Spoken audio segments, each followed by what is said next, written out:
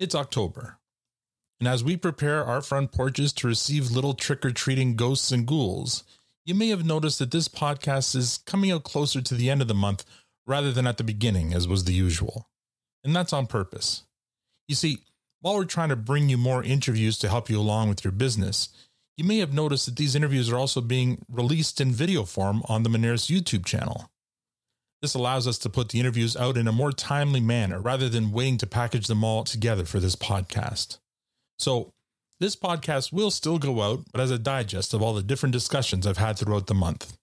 This way, you can enjoy the content in whichever way you choose, in video form on YouTube or in audio form on this podcast. You get to decide.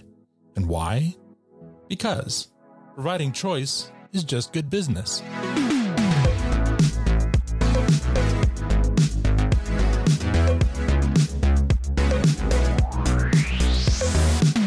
It's October, which is a busy time in sports. The NFL season began last month, the NHL season just started, and the NBA season tips off later this month. But right now, if you're a Canadian baseball fan, you may be excused if you're not paying too much attention to those sports, especially considering we've got October baseball.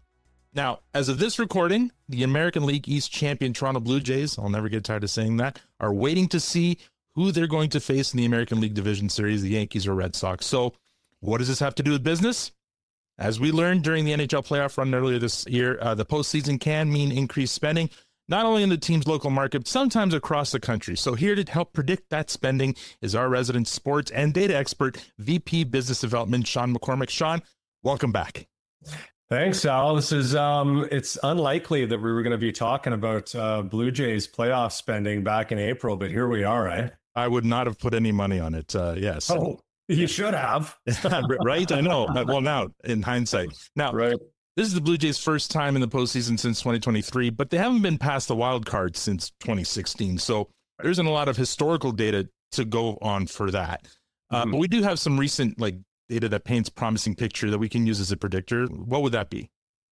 Yeah, well, you know what, Al? We've been studying spending data and how events impact consumer spending for a long time in data services. And we love these opportunities to do this when there's a team somewhere in Canada that is going to have an impact on local spend. And the Blue Jays are a unique animal on the Canadian sports landscape because I think more than any other professional sports team in this country, they capture the imagination of the nation. Right. They had been Canada's team since 1977, right? With all due respect to the now defunct Montreal Expos, and I don't mean to offend any Expos fans out there, but I'm sorry, the Montreal Expos did not capture the attention of the nation the way that the Blue Jays did, just because they didn't have that type of success that the Blue Jays had, i.e. 2 back-to-back World Series championships. Be that as it may, we know when we study a lot of these sporting events that sports teams are a rallying point for communities of fans. And, when we think about the Blue Jays and what could the spending impact be, obviously it's bars and restaurants. That's where people meet up. That's where a lot of people don't even go to bars and restaurants with their friends. They just want to go to a bar and a restaurant, maybe even by themselves to watch a game, to be around their community. And I mean, that's what everything is about these days as a community. So, when we look back at the Leafs in the playoffs back in the springtime, round 2, can give us a little bit of an indicator of what we might expect from the Blue Jays. But that's at a local level. I'm really excited to see what this is going to mean across the country. But the Leafs in and around the arena, the first couple of games, it was anywhere between a 9% bump and a 13% bump in restaurant spend, which is significant.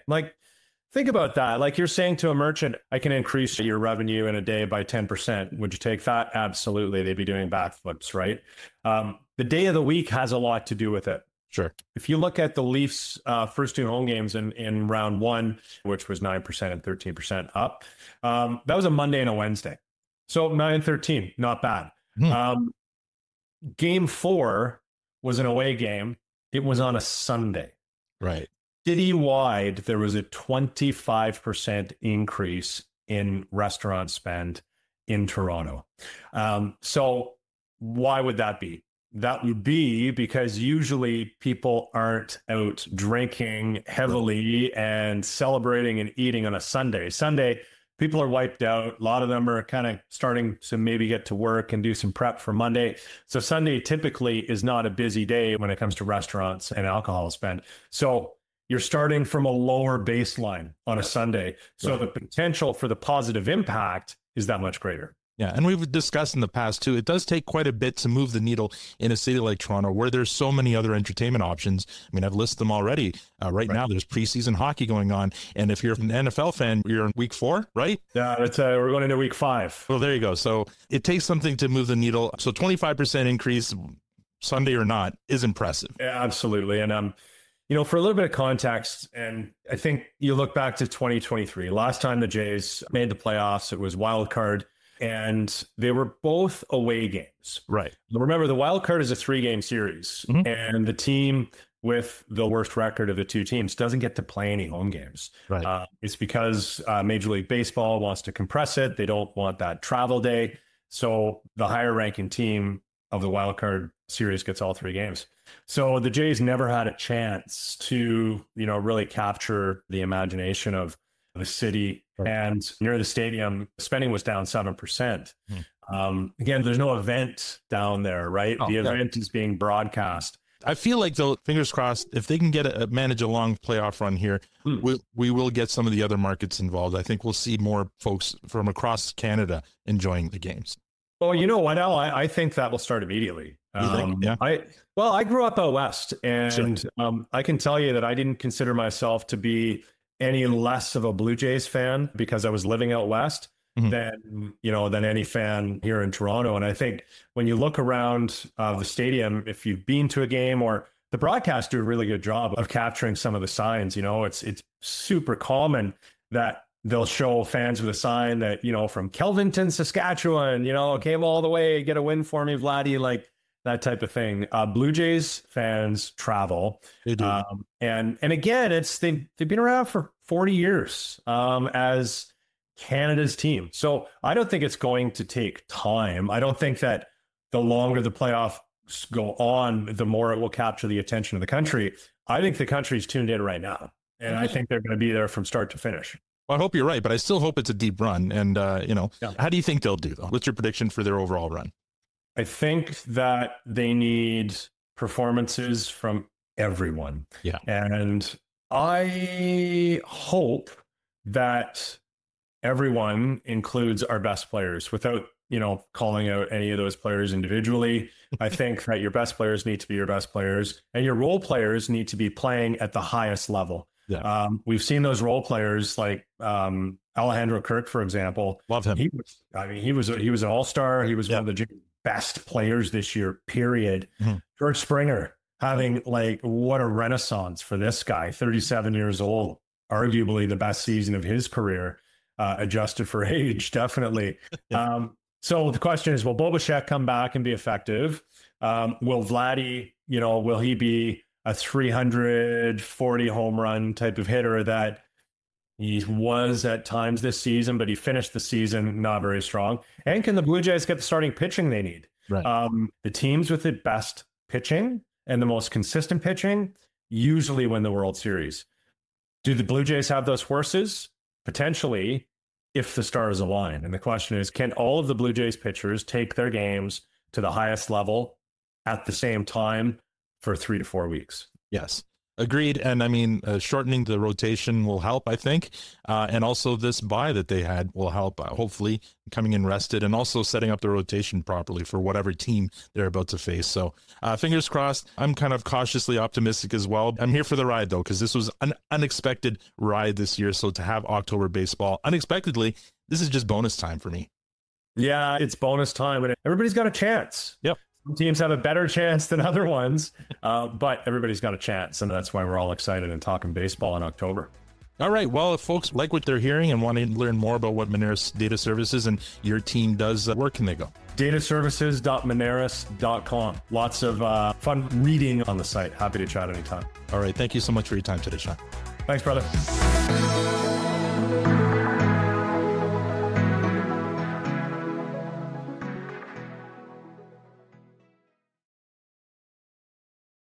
Last month, Moneris launched enhancements to its Go Retail solutions with exciting features that address modern retail needs. Now, joining me today to talk about this is VP of Product at Moneris, Gad Elharrar, and Director of Retail Products, Alexandra Silverberg. Gad, Alex, thank you for joining me today. It's great to be here, Al. Thanks for having us. Yeah, thanks for having us. Now, Gad, we'll start with you and the why. Why Go Retail and why now? Yeah, that's a great question. And I think at the heart of what we're trying to do is really two things. One is meet the needs and demands of our customers. And we continuously hear from coast to coast where we play across Canada that our customers are seeking an operating system, POS, to run their business that is value-based, yet has all the tools that are required to be a modern business and continue to grow. And as we evolve at Moneris, we are a commerce enabler, a business grower. And we believe that providing software in this manner, right, in addition to the payments, in addition to value-added services like loyalty and gift and hardware, of course, we meet that commerce need of our customers. And so this is just the natural evolution of being that partner to our merchants and on the retail side, specifically here with Moneris Go Retail. Alex, can you maybe just talk a little bit about some of the exciting features that have been added to the Go Retail? Yeah, with Moneris Go Retail, it's really built for everyday retail operations, everything all in one place. They can manage sales, inventory, staff, detailed reporting, all from one single system with payments built right in from a provider they can trust. Now, obviously, something like this has to go through some rigorous testing. Talk a little bit about the tech trials that went into this. Yeah, so we boarded a number of merchants on the solution. And when we do that, we look for their feedback. And we got really tremendous feedback and have been able to take that feedback and roll it into the next update that we've done in the solution. And with that, we've been able to board more and more merchants. And it's a continuous cycle where we listen for feedback, learn from our merchants, and build what matters most to them. Can you talk a little bit about some of the feedback maybe you were getting? Yeah. So if there's a flow or a screen that's not working the natural flow of retail operations, or merchants would like a button to be larger or smaller, and that's all the kind of feedback that we use to iterate our approach. So it's not just programmers thinking this is how it should go. You're actually hearing from the users of the product saying, no, actually, this is how things go in real life. Absolutely. Now, how long has the trial been going on? Like, how long have the merchants already been using Go Retail? So we launched Go Retail in early 2024 and started boarding merchants at that time and expanded to more merchants in the spring of 2024. So we've had now robust learnings and really built what I think is a strong product for small and micro businesses. Amazing. Now, Gad, this was launched last month. How's the response been so far since the launch? I'll say a couple of things here. One, while it's, to your point, been launched officially with a press release, whatever that means, last month, we've been working on this for years. And it's been in the market actually with client feedback and merchant feedback for years. And we've been iterating. And so while it may look like because of the newspapers and the fancy press releases that we're just in the market with this, it's actually been built from the ground up with a lot of client feedback. And we're super excited about that. And it's been resonating because of it. We've seen, almost hockey stick growth in our numbers, not because we're Canadian, but because the product actually matters in the market and is taken off. Amazing. And honestly, guys, it's $10 a month to operate your business. I don't know what you can get anymore for $10 a month to operate for anything, a sandwich, a pizza. Yeah. I have a 7 and a 4-year-old. I know how much food now costs. It's very difficult to then get anything for $10 a month, less than $1 a day. And so that value-based offering continues to really resonate. And I know we asked the question, it sounds like a sophisticated product. And don't get me wrong, in the back, all the work the team is doing, it is. But to the customer, it's super simple, super easy to understand. And we're not trying to be everything to everyone. We're trying to really hit the needs of their main business and help them grow. Now, I'm sure there's a roadmap for future features. Can you maybe give us an idea of what we can expect in the future of Go Retail? We have lots of great features up our sleeves that we built based on merchant feedback. One coming soon is we're making additional enhancements to the user interface, all the screens that cashiers deal with on a daily basis to make the workflows even more simple and streamlined. And next up, we're working on gift. So the ability for merchants to activate and allow their customers to redeem gift cards right in the solution. And while it's maybe not on our roadmap, because we just launched this feature a couple of weeks ago, I think our CRM tool that is built in to Moneris Go Retail, where you can actively put the name or the number or the email of your customers, store their information, store what they purchase, their inventory, send emails afterwards for campaigns, is a super valuable feature for merchants as they continue to build their book of business and to understand and personalize their offering to their customer base. Very powerful, and it's super simple. You literally just type it in, and once you have it in the system once, you can just identify them uniquely. And then, like I said, you're able to understand your complete universe. Yeah, I saw a demo of those features, and it looks like a really great set of tools that merchants can use to increase loyalty with their customers. That's right. And there's people have different needs and different wants. It just really helps categorize it for the owner. Amazing. Alex, if folks want to learn more about Moneris Go Retail, where would you send them? They can check us out at moneris.com and see all the wonderful information about our solutions, and also get in touch with a sales rep should they choose. Okay, great. Thank you so much, Alex and Gad, for your time today. Great being here. Thank you.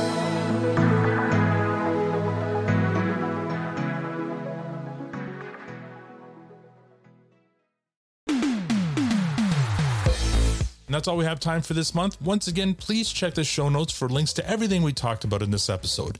If you have any questions about anything business related, you can email us at podcast@moneris.com, and we'll try to answer them in future episodes. Also, you can check out videos to all our interviews on the Moneris YouTube channel. So make sure you subscribe to see them as they're released. On behalf of Alexandra, Gad, Sean, myself, and the rest of Moneris, it's just good business saying thank you for listening. See you in November.